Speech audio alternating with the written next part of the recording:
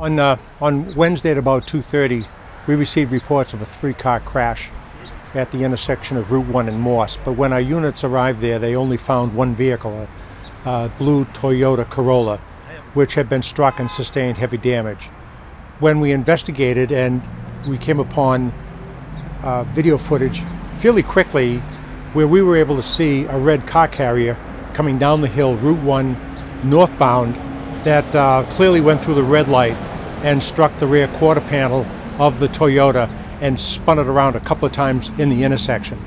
Now, we couldn't see markings on the side of the truck. It appeared that the truck left the scene. In fact, it was not there when our units arrived.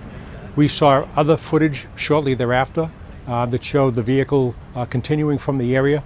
So we took the video, put it out on Twitter very quickly, asking for the public's help.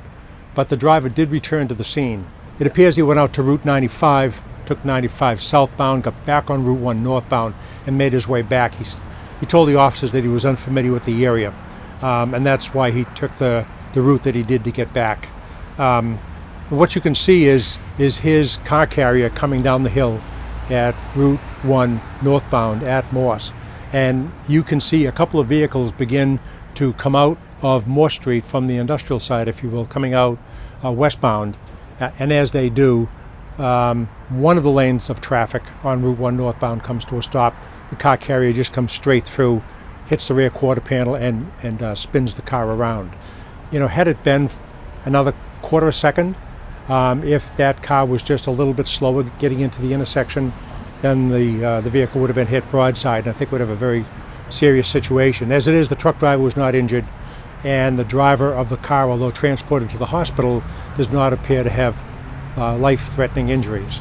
And I think the lesson here is not only obviously pay attention to traffic lights, and we want everybody to stop for red lights, but as importantly, if you've got the green light, it does not mean that it's safe to go. And I'm not casting any aspersions at all on the driver of the sedan, of the Toyota, not at all. But just because your light is green does not mean it's safe. It could be the traffic is coming that's going to run that light. And you do have to be very, very cautious, not only in Norwood, but really anywhere where your light suddenly turns green. You really do have to look around. The crash was investigated by Officer Mazzola, who's one of our motor officers, and he has cited the driver of the car carrier, who's a 44-year-old man from Revere, and he's been cited for running the red light. We have not cited him for leaving the scene because, as I said, he came back on his own.